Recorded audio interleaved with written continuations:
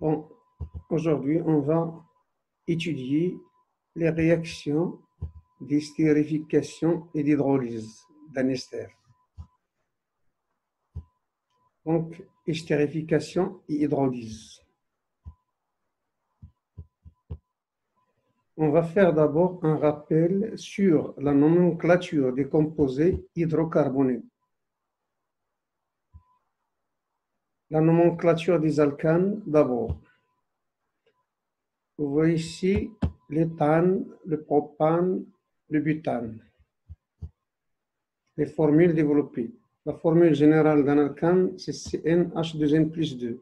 C'est un alcane saturé à chaîne ouverte. Les alcanes normales, un alcane normal, lorsque la chaîne est non ramifiée, saturée, ouverte. N égale 1, c'est le méthane, c'est à apprendre. N égale 2, l'éthane. N égale 3, le propane. N égale 4, le butane. Vous allez apprendre jusqu'à 10. 6 hexane, 7 heptane, 8 octane, 9 nonane, 10 décane. Règles de nomenclature. Pour nommer un composé organique, on utilise les règles dans l'Union internationale de la chimie pure et appliquée, UPAC. Exemple, pour un alcane ramifié comme celui-ci, vous voyez ici le modèle moléculaire. Les règles, elles consistent, je vous rappelle, à chercher la chaîne principale. C'est la plus longue chaîne ici, 8 carbones. Cette chaîne comporte 7 carbones. L'autre, en bleu, c'est 8 carbones. Ici, c'est 6 carbones. Puis, la plus longue, c'est 9 carbones. C'est la chaîne principale. Donc, ça, ce n'est pas en rouge, c'est la chaîne principale. En orange et en jaune, ce n'est pas la chaîne principale. Elle comporte 8. Donc, les règles de nomenclature, on passe rapidement. On cherche la chaîne la plus longue, appelée aussi chaîne principale. Ici, voilà la chaîne principale. Ça, en rouge, faites attention ici un peu. En haut. Ça, c'est la chaîne ici. Ça se passe ici. Donc, la chaîne principale contient 9 atomes de carbone, ce qui correspond au nom nonane. La chaîne principale comporte des groupements CH3, CH2, CH3 appelés radicaux alkyles. On vous rappelle qu'il faut savoir nommer les groupements alkyles et aussi noter la chaîne principale. Le nom de l'alkyle s'est créé à partir du nom de l'alcane correspondant en changeant la terminaison N de l'alcane par la terminaison il. Alors, radical, alcane, correspondant. Par exemple, si vous avez un nom CH3, il faut partir de l'alcane, qui est le méthane. Il suffit de changer an en il, ça devient méthyle. Même chose pour l'éthyle, à partir de éthane, on obtient le nom éthyle. Le propyle, le propane. On numérote la chaîne principale à partir de l'extrémité de telle sorte que le carbone portant les carbones portant les radicaux alkyles est le numéro le plus petit. Par exemple, si on peut numéroter la chaîne de droite à gauche en rouge et en bleu, et on cherche quelle est la numérotation qui est convenable. Vous voyez que les groupements éthyle et méthyle, si on veut regarder en rouge, c'est en 4 et 7. Donc 4 plus 7, c'est 11. Par contre, en regardant en bleu, c'est 3 et 6. 3 plus 6, c'est 9 inférieur à 11. Donc, on va voir que la numérotation rouge est à rejeter. Voilà. Donc, ici, on n'a pas encore terminé. Pardon, on n'a pas terminé. Le nom de l'alcane s'écrit qu'ensuite, il y a nonane, c'est la chaîne principale. Il y a le groupement éthyle en position 6. On écrit 6 éthyle. Et le méthyle E avant M, la lettre E avant M. Et le 3, méthyle. Voilà le nom de l'alcane.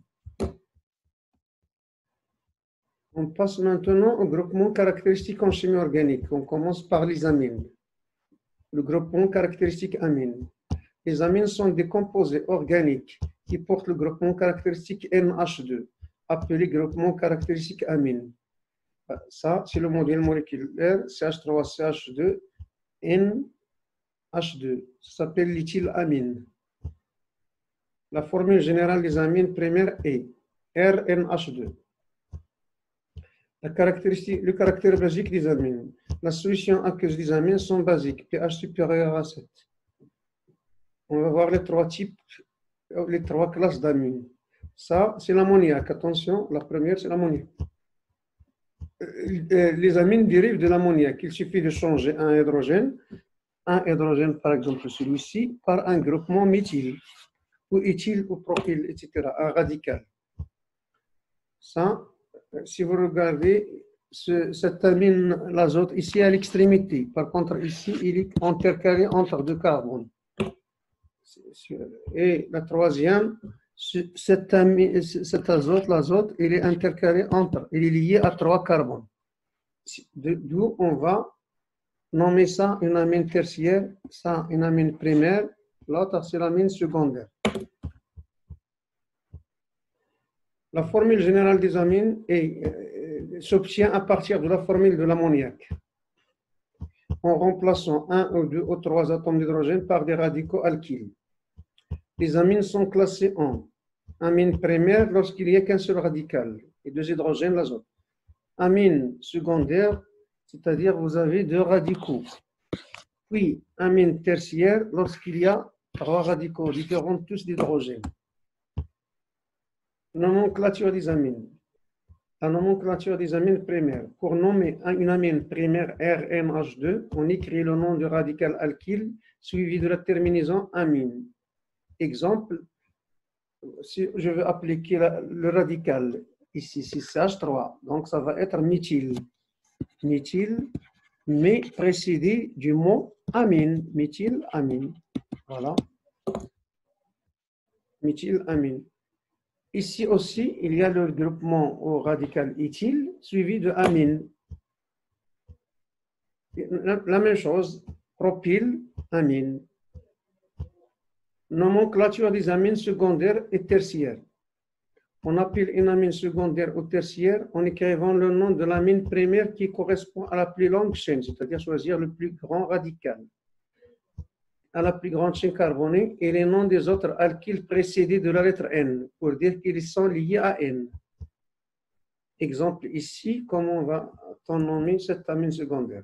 Donc, la plus longue chaîne, c'est ça. Ça correspond à l'éthyle. Donc, on va écrire éthylamine.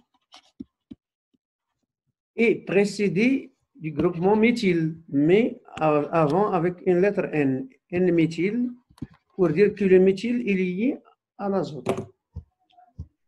Voilà. On va voir, par exemple, ici, la première, ça serait la chaîne la principale, c'est l'éthyle. N-méthyle, éthylamine. CH3, NH, CH2. La chaîne la plus grande, c'est le propyl, donc propane, propylamine, mais précédé toujours du N-méthyle. Ça, c'est un autre exemple. Il y a CH3, CH2, CH3. La chaîne la plus longue, c'est ici, 3 carbones. Donc, c'est le propylamine. Propylamine. Mais il y a le méthyle et l'éthyle attaché à N. Il est l'éthyle avant le méthyle. Donc, N-éthyle. N-méthyle, propylamine, c'est attaché, attention. Voilà. Je vais effacer ce que je viens d'écrire, c'est une perte de temps.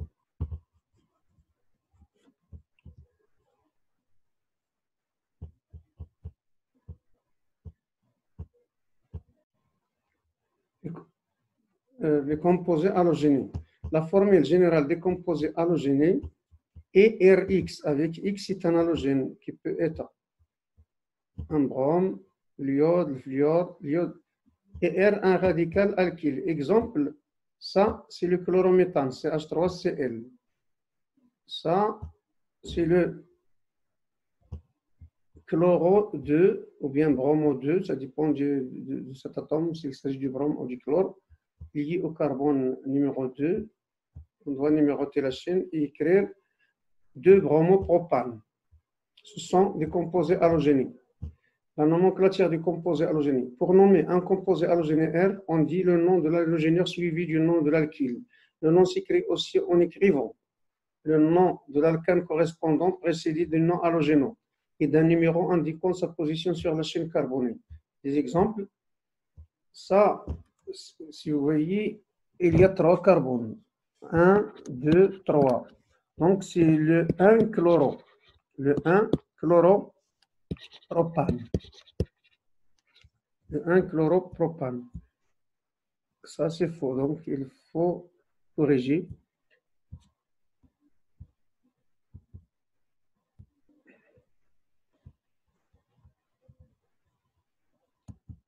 Ou bien chlorure de propyle. Attendez, il y a un nom. Ça, c'est la nomenclature triviale. De propyle. Ou bien de 1 chloropropane. Propyle, c'est ça. 1 chloropropane, c'est ça. Ici, il se trouve en 2. 1, 2, 3. C'est pourquoi on va dire le 2 chloropropane. Les alcools. La molécule d'alcool contient le groupement OH lié à la chaîne carbonée et qui s'appelle groupement fonctionnel ou groupement caractéristique alcool. Vous voyez ici un OH, il est lié à un carbone de la chaîne principale contenant 4 carbones. La formule générale des alcools est ROH, ou pourquoi on écrit de cette façon? Pour dire que le carbone est lié avec 4 liaisons, tous simples, il n'y a pas de double liaison, mais il y a un groupement OH. Les 3 classes d'alcool. En regardant cette molécule-là, OH est à l'extrémité. OH, il est à l'extrémité. C'est pourquoi il s'appelle alcool primaire. Ici, il est lié au carbone, lié à 2 carbones. C'est un alcool secondaire. Vous voyez ici 2 radicaux. Ici, un seul radical. Pour le troisième, alcool tertiaire, il y a 3 cas. Donc, ça, primaire, secondaire, tertiaire. On les note comme ça. En chiffre roman. Alcool primaire, alcool secondaire, alcool tertiaire. Nomenclature des alcools. Le nom de l'alcool et le nom de l'alkane correspondant en chaîne carbonée, avec ajout de la terminaison ol à la fin du nom et précédé du numéro indiquant la position du carbone fonctionnel portant OH sur la chaîne. Exemple ici, vous voyez, c'est le propane. Il va être le propanol, mais il est lié au numéro 1. C'est pourquoi on écrit propane-1-ol. Ici, c'est le propane 2-ol. 1, 2 et 2 OH est lié à 2. Propane 2-ol. Ici, par exemple, dans cette molécule, essayez 1, 2, 3, 4. Ou bien on numérote à partir d'ici. 1, 2, 3 et 4. Et le OH, attention, il y a un méthyle ici. Il y a ici un OH. On va écrire la formule semi-développée. La chaîne la plus longue qui contient OH, c'est 1, 2, 3, c'est 4. Il y a un groupement méthyle. 2 méthylbutane 2-ol. Le méthyle, il est en 2. Le OH aussi en 2. Et ol veut dire OH, la fonction alcool. Les composés carbonylés.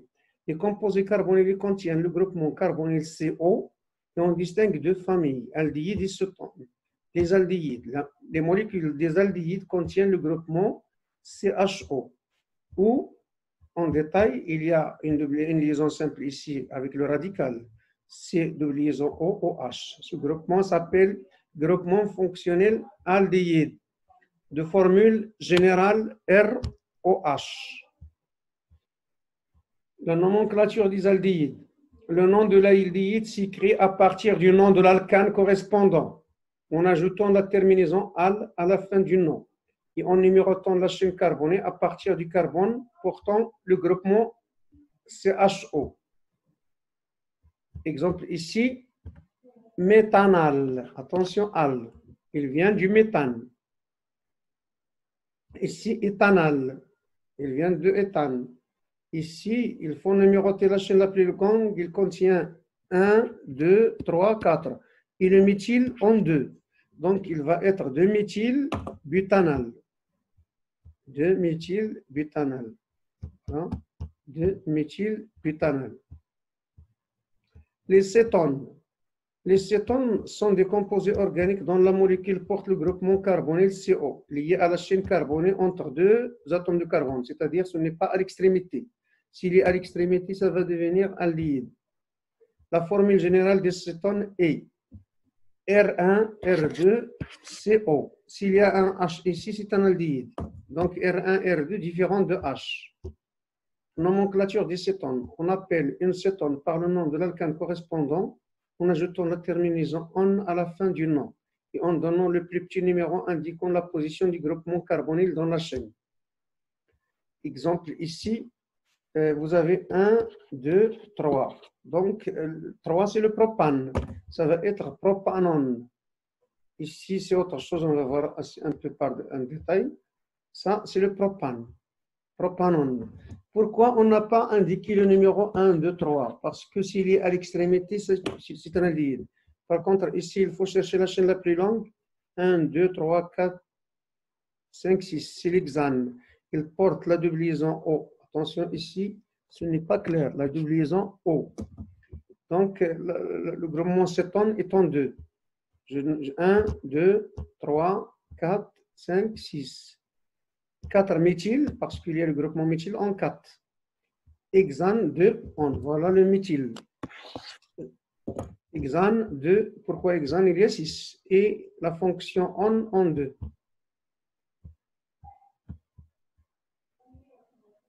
Les acides carboxyliques. Définition. L'acide carboxylique est un composé organique dont la molécule possède le groupement caractéristique COH, appelé groupement carboxyle.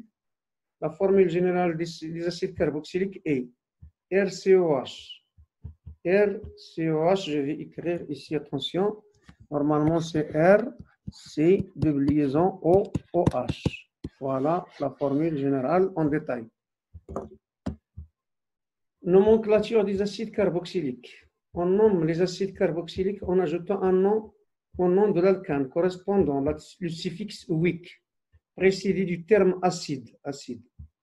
Exemple, si vous regardez ça, qu'il est l'alcane correspondant, c'est ça. C'est le propane, mais on doit ajouter à la fin de an -wic, et précédé du mot acide propanoïque. Ici, quel est le nom à partir d'ici? Voilà la chaîne la plus longue. 1, 2, 3, 4. Le méthyle est en position 2. Donc, ça va être acide, le mot acide en premier terme, 2-méthylbutanoïque. Butanoïque au lieu de butane. Même chose ici, la chaîne la plus longue, la voilà. Il existe 2 méthyles. C'est pourquoi on écrit 2,2-diméthyle. Pentane, pourquoi pentane? 1, 2, 3, 4, 5, pentanoïque. Donc, c'est facile de retrouver le nom d'un acide. Caractérisation des acides carboxyliques. En présence d'un indicateur coloré, le bleu de Baume-Timon, le BBT par exemple, l'acide carboxylique prend une teinte jaune. Les solutions aqueuses des solutions carboxyliques sont acides, pH inférieur à 7. Les esters. Les esters sont des composés organiques. Ce sont généralement des liquides volatiles caractérisés par une odeur agréable. La molécule d'anhydride de l'acide carboxylique contient le groupement fonction suivant. Pardon, ce n'est pas anhydride. La molécule d'anester contient ça. Voilà, en détail, c'est CO, O, R, R'. Voilà ici la formule générale. D'après la formule générale, voici une liaison R, O, une autre liaison vers R. C'est ça la fonction ester. Je vais effacer ça pour ne pas avoir des ambiguïtés. Nomenclature, le nom d'un ester se compose de deux parties en remplaçant la terminaison wick par watt à partir de l'acide. La première partie se dérive du nom de l'acide correspondant. La deuxième partie, c'est le nom du radical R' lié à l'oxygène. Je vais vous donner un exemple. Voilà, si vous avez par exemple, CH3, CH2, CO, O, CH3. Le nom de l'acide, on écrit watt. On enlève le mot acide. Donc, il y a ici acide propanoïque. Si vous enlevez ce groupement-là, si vous enlevez ce groupement, comme s'il y a un H ici, au lieu de CH3, ça va être propanoate. Propanoate. Voilà la première partie. On remplace wick par watt et on enlève acide. Mais de quoi? De le nom de ce groupement, c'est méthyle. Propanoate de méthyle. On va voir des exemples. Exemple ici, ça, je vais écrire ça, CH3, CH. Non, attention, ici, il y a une erreur.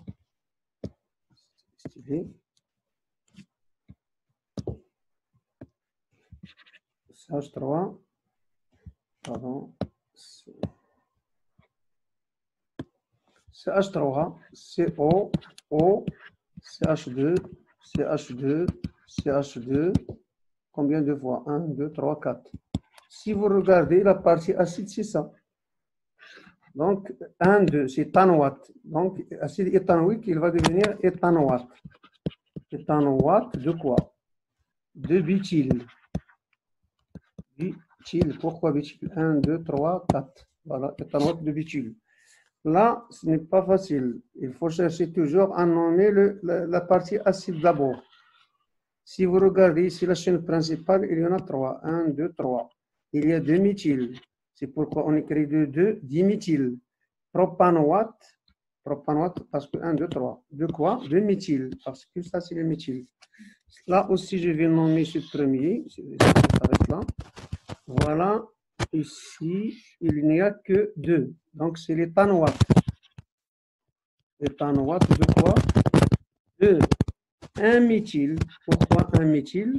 Parce que si vous voyez cette chaîne-là, il y a l'éthyle, mais le méthyle est attaché. De 1 méthyle, quoi? Un méthyle d'éthyle. Un méthyle éthyle. Voilà, éthyle. Tous les deux sont des groupements radicaux, mais ça c'est le radical principal, ça c'est un secondaire du secondaire. Ça, je vous laisse le soin de trouver que c'est le nom propanoate de 1-méthylpropyle. C'est la même chose que le précédent. Réaction d'estérification et hydrolyse. Les réactions d'estérification, la réaction entre un acide R1COH et un alcool OHR2 conduit à un ester. Selon cette réaction, attention, il est limité. On va mettre 2 flèches. En ce sens, il s'appelle l'estérification. C'est une transformation chimique lente illimitée. Exemple de réaction d'estérification. La réaction entre un acide éthanoïque, l'acide éthanoïque et l'éthanol. Le protone expérimental. On prépare un mélange équimolaire constitué d'une mole d'éthanol C2H5OH et d'une mole, toujours une mole, de l'acide éthanoïque CH3COH. On introduit ce mélange réactionnel, attention, ici je vais corriger, ce mélange réactionnel dans un ballon muni d'un chauffe-ballon lié à la colonne vigoureuse. C'est ce qu'on appelle le montage à reflux. Voilà le dispositif. À l'intérieur du ballon, on va mettre le mélange réactionnel plus quelques pierres ponces. Puis, on chauffe à l'aide du chauffe-ballon. Ça s'appelle la colonne vigoureuse. Il est ouverte en haut, donc c'est sous pression atmosphérique. Ça, il y a la pression atmosphérique. Ce n'est pas fermé. Et ça, c'est l'entrée toujours de l'eau. On fait entrer l'eau froide en bas. Pourquoi? Parce que pour remplir la colonne vigoureuse en eau, pour jouer le rôle du refroidissement. Ainsi, les vapeurs du mélange réactionnel se condensent et reviennent en mélange, sans perdre des molécules des réactifs. Donc, il faut annoter le montage. Je vais expliquer encore une fois. Ça, c'est le mélange réactionnel. Le mélange réactionnel, c'est ici. Les pierres poncent pour homogénéiser la température. Le chauffe-ballon, c'est le support élévateur. Ça nous intéresse ici surtout le bouchon fermé. Et on fait entrer de l'eau froide ici. Ça, c'est la sortie. Ça s'appelle le réfrigérant. Et ça, c'est la colonne vigoureuse. Colonne vigoureuse. Colonne vigoureuse. Il a cette forme pour avoir la condensation facilement. L'équation de la réaction d'estérification qui a lieu dans le mélange de réaction s'écrit.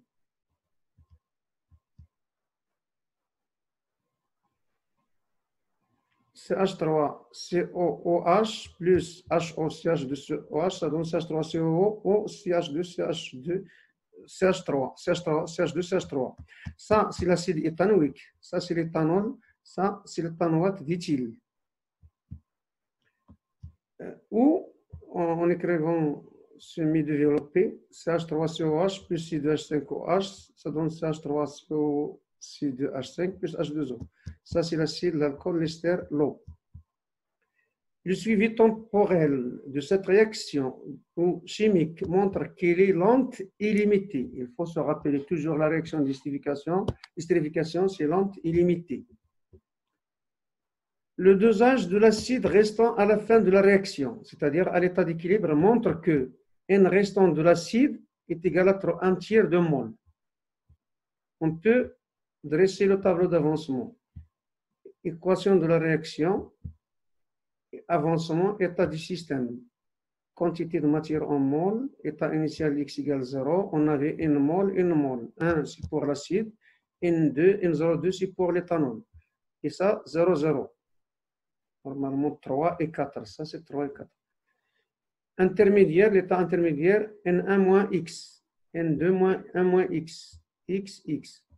État final, équilibre, N1 équilibre est égal à 1 moins X équilibre, N2, 1 moins X équilibre, N3 à l'équilibre, X équilibre. Et vous voyez ici, j'ai déjà écrit 2 tiers de mol, parce qu'il reste ici 1 tiers de mol. Si l'expérience, le résultat expérimental, c'est un résultat expérimental, on retrouve 2 tiers à la fin, si bien parvient de 1, 1. Si vous partez de 2, 2, vous obtenez autre chose. Mais on va voir qu'il y a des proportions. Ça, c'est en regardant un peu le tableau d'avancement, pour l'ester, on est parti de 0 et on atteint 2 tiers. Même chose pour l'eau. Une question, pourquoi on indique l'eau ici, pardon, on ne dit pas qu'il est en excès, parce qu'on n'a pas ajouté l'eau. L'eau, c'est un résultat, c'est un produit de la réaction, ce n'est pas un solvant cette fois-ci. Donc, on peut deviner la courbe. La courbe, c'est normal. L'ester, on passe de 0. On ne peut pas atteindre à la fin 1, parce que c'est une réaction limitée, il est limité à 2 tiers. Ça, c'est X max. X max est égal à 1 mol. Donc, voilà la courbe. Cette courbe a été obtenue expérimentalement à 100 degrés Celsius. Et en partant d'une mol, l'état initial N', c'est l'état de l'ester, N ester. Vous pouvez copier cette courbe. Et une autre remarque, la remarque importante, c'est que pour obtenir un mélange de composition constante à 100 degrés Celsius, on a besoin de 150 heures. Donc, c'est très lent. C'est pourquoi on chauffe d'ailleurs. Constante d'équilibre associée à la réaction. Quelle réaction? À la réaction d'estérification. K est égal, d'après l'équation, K ester fois la concentration de eau sur celle de l'acide fois l'alcool. Dans notre exemple, l'ester c'est CH3CO, C2H5 fois H2O. CH3 sur CH3COH, l'alcool, l'acide fois celle de l'alcool, C2H5OH. On retrouve, d'après le tableau d'avancement, 2 tiers sur V, la concentration sur le nombre de matières sur le volume. 2 tiers sur V sur 1 tiers sur V, ça va donner enfin K égale 4. Cette valeur ne dépend que de la nature de l'alcool, primaire, secondaire ou tertiaire. Quelle que soit la longueur de la chaîne, s'il est primaire, il donne toujours K égale 4. Rendement de la réaction. C'est le rapport R égale N expérimental de l'ester formé sur N théorique. Qu'est-ce que ça veut dire N théorique? En supposant la réaction maximale, totale, pardon. C'est-à-dire que X final serait égal à X maximal. Mais l'expérience montre que N expérimental de l'ester est inférieur à X max. C'est comme le taux qu'on définit, le taux de la réaction. Donc, comme on a vu, lors des réactions s'effectuant dans les deux sens. Le taux d'avancement. R égale 2 tiers. 2 tiers, on a obtenu 2 tiers de l'ester. Et X max, c'est 1, parce que X max, c'est N0. Donc, R égale 67%. Donc, c'est ça qu'on a écrit ici. La limite de la réaction d'estérification ne dépend que de la classe de l'alcool utilisé. Pour les alcools primaires, c'est 67%. C'est le cas étudié. Les alcools secondaires, 60%. L'alcool tertiaire ne réagissait pas. Tout simplement, on obtient 5%. Ici, c'est l'explication de l'effet des facteurs cinétiques. Facteurs cinétiques. Vous vous rappelez quels sont les facteurs cinétiques? Les concentrations initiales, la température et l'utilisation d'un catalyseur. Cette courbe correspond à 100 degrés. L'autre, c'est à 200 degrés, mais attention, toujours là, c'est 2 tiers. Si on part de 1 mol. C'est-à-dire, on obtient toujours le même état d'équilibre. On ne peut pas dépasser la limite 2 tiers en partant de 1 mol pour les réactifs. Mais si on utilise à une température de 100 degrés Celsius, on obtient le résultat facilement pendant une courte durée. L'élévation de la température du milieu réactionnel augmente la vitesse de la réaction d'estérification sans influer sur la limite d'estérification. En introduisant les ions H3+, par exemple, ce sont des catalyseurs, par quelques gouttes d'acide sulfurique dans le mélange réactionnel. On fait augmenter la vitesse de la réaction sans influer sur la limite de l'estérification. Donc, la prochaine fois, on va étudier ce qu'on appelle l'hydrolyse. L'hydrolyse, c'est tout simplement la réaction inverse. C'est la réaction entre l'ester et l'eau qui conduit, comme réaction inverse de l'estérification, il va conduire tout simplement à l'acide et à l'alcool. Donc, à la prochaine leçon.